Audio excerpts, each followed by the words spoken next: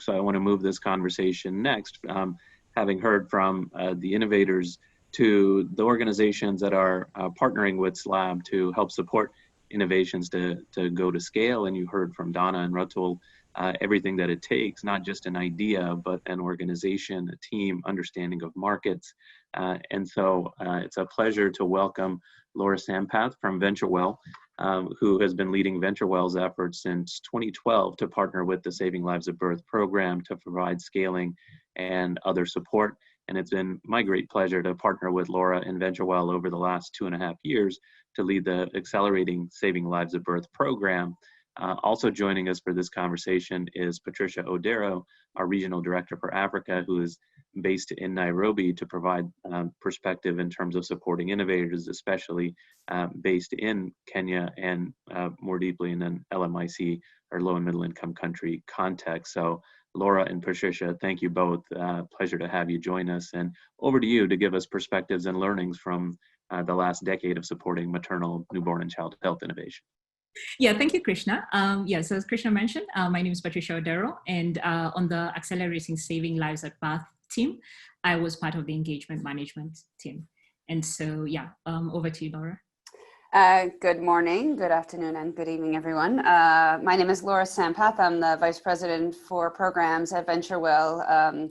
And for those of you who don't know, VentureWell is on a mission to support early stage science and technology innovators to bring inventions out of the lab and into the market. And I actually joined VentureWell in 2012, as Krishna mentioned, in order to build the Saving Lives at Birth Accelerator. So I've, as Krishna mentioned, had the privilege of working alongside this community for about 8 years. So it's great to see all the participation in today's call, and I look forward to the next 8 years when we continue to work together. So I thought I would take a couple of minutes just to talk a little bit about, as Krishna just mentioned, the non-financial support. And one of the things that we saw in the recent report published, the Evaluating Saving Lives at Birth report, as well as things that we've heard over the decade almost of the program, is that one of the key differentiators of the Saving Lives at Birth Grand Challenge is the early investment in non-financial support. So from the start of the program, the founders understood that innovators comprised, especially in the early days of the approach or of the portfolio strategy, really comprised, largely of researchers based in universities or in research institutes, and that they would be needing non-financial support to ensure that their breakthrough technologies were paired with actionable go-to-market strategies. As we learned in the reports, for those of you who had the opportunity to review it, innovators highly value this support. They highly value the fact that not only grant funding came in, but also access to the program officers, whether it's be at the USAID level or at the Grand Challenges Canada program, but also through the accelerator, Accelerating Saving Lives at Birth and the accelerator program. So, the accelerator was designed, or the Accelerating Saving Lives at Birth program was designed fairly non-traditionally. If you think about a traditional accelerator program, this was a different group. It's a different kind of a cohort. It's very early in their lab to market trajectory, again, for the most part. And there was often a real disconnect between sort of where an innovator might believe and understand their innovation to have the greatest impact and their true understanding of their target market. And because we were designing for a non-traditional cohort, we customized our innovator assessment framework as a way to assess, support, and monitor the teams. And then, thus effectively meeting them where they are. That was our goal as a team.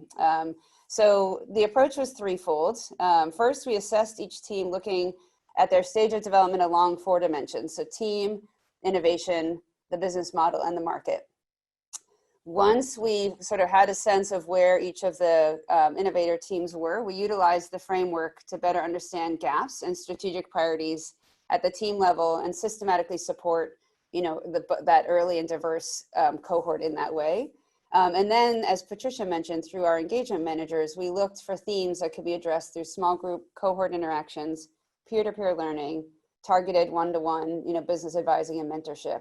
And then the information that was gathered through this approach was used to inform the in-person accelerator workshop curriculum, the development exchange. Many of you, the innovators on this call, I know have had the opportunity to engage in some of these programs, and as well as the iteration of the program design over time. So we thought we might take a couple minutes just to sort of talk about the 4 different dimensions quickly, name some lessons learned, and then that will set up the framework for some of the further conversation throughout the morning. So Patricia is going to talk about 2 of the dimensions, the market and the team.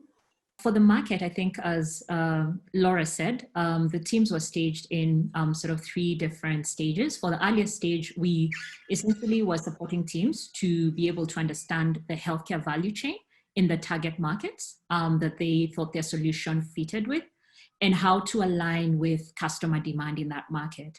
And then later on, in the further stages, as teams continue to work through validating their assumptions, they tested the product in those target markets, understood the policy and regulatory landscape, as well as who the key stakeholders were.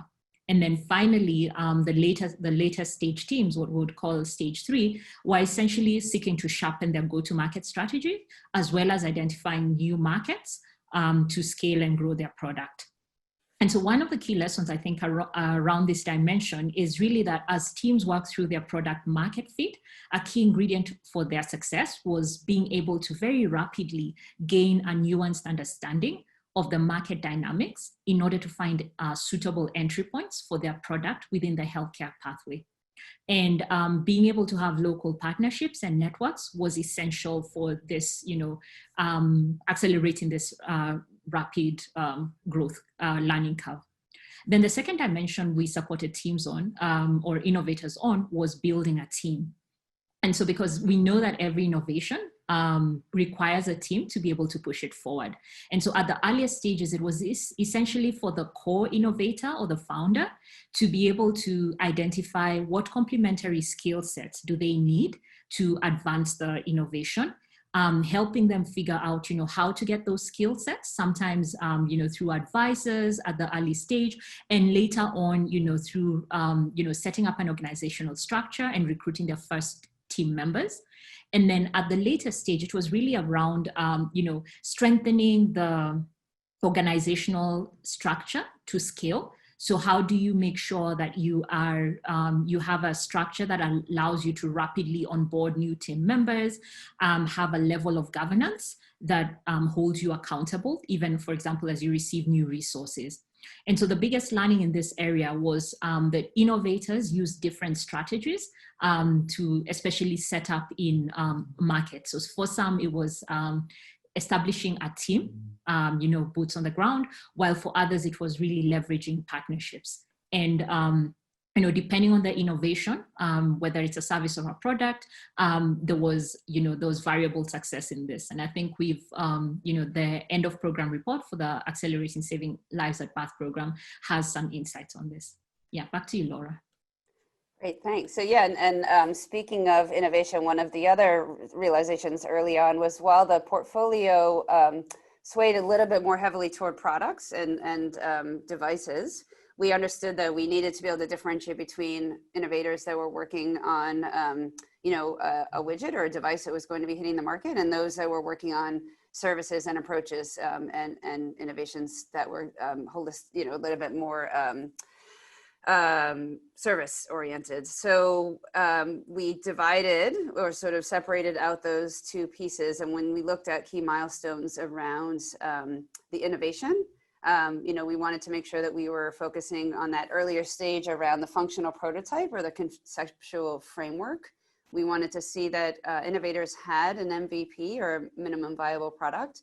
And for the products, we were starting to look at, what their IP pathway might look like. So have they filed an inventor's disclosure? What kinds of patent pathways were they anticipating their technology to travel through?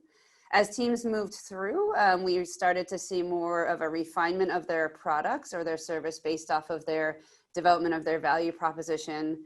We wanted to make sure we were seeing in situ pilots being conducted, and both Ratul and Donna mentioned how the program was supporting them through some of these stages. And again, for products, we wanted to make sure we saw some very clear understanding that the innovators understood their patent, sort of where they were with their patent filing and where it was applicable, depending on the target market, where they were planning to launch, et cetera. And then as teams moved into the latest stages, what were their manufacturing plans? How were they planning to to manufacture at scale? Did they have sales and distribution contracts in their target market where they were planning to be, where they would be launching? Do they have appropriate regulatory approvals? And are they tracking relevant metrics for impact? And that's relevant regardless of whether you're talking about a product or a service.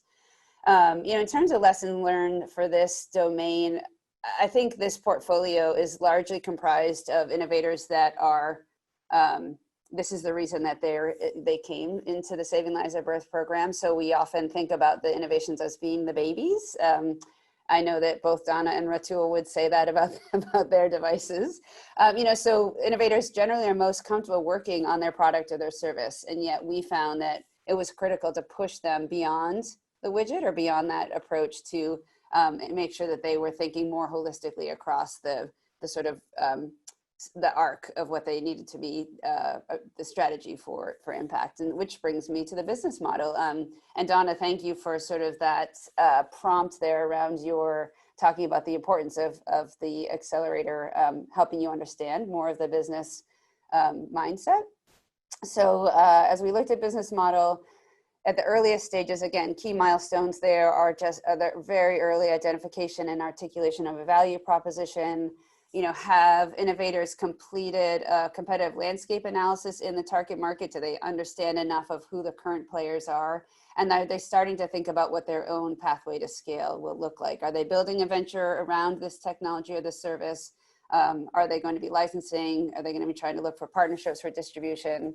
So as teams moved through the stages, they became much more focused on validation of their business model, understanding more appropriate financial models, conducting market trials. And again, as companies became more advanced, they were starting to have sales, seek extra, alternative forms of funding, and then making sure that they've validated their unit economics and really building their company out. So again, in terms of lessons, unlike the innovation, this area is where innovators are often least comfortable. So in the words of Michael Free, he nailed it when he said, too often innovators are locked in the dungeon of their discipline. And this was something that I think Donna spoke to as well. So really the business model was an area that we as a team needed to push innovators. It's the wraparound for the successful launch and strategy for impact. And the critical work that we did as a team was to really help innovators understand that there was a more holistic approach to ensuring that their innovations hit the market and hit the impact that they were committed to reaching. So with that, I'm going to turn it back over to Patricia for last couple thoughts. Yeah, thank you, Laura. I think as Laura mentioned, this was a very tailored approach that tried to provide, multiple touch points for innovators. And while it did take a while to kind of finesse and get right, we believe that teams that participate in the program were able to really see a tangible value add. 93% of our innovators reported that the program was able to help them achieve organizational milestones, and a similar number also said that they credit the program to contributing towards the sustainability and the scale of their innovation. And so that's, I think, one big takeaway from this. I think another interesting aspect of this is really essentially that these multiple touch points, and I think Ratul said this, allowed innovators to stay engaged with the program, because there was different people that innovators were able to draw from, from their peers, from mentors, from the engagement team, from our implementing partners, who are partners that supported us with very specific projects around, different challenges that the teams were facing. And so I think this is also another key takeaway, having a program that provides, multiple touch points that allow innovators to stay engaged, even as they face the hurdles of, growing and scaling an MNCH innovation. Yeah, so that's, I think, essentially what our key sort of top line messages are. Yeah, thank you. Fantastic. Thank you so much, Patricia and Laura. It's tough to put 8 years of support of a major program into 10 minutes of conversation, but I think you gave us a very nice flavor of where the innovators are in this program, and more broadly, how that translates to the needs of innovators really trying to bring early to mid-stage innovation to life and get it to people whose lives and health can be improved. So thank you both.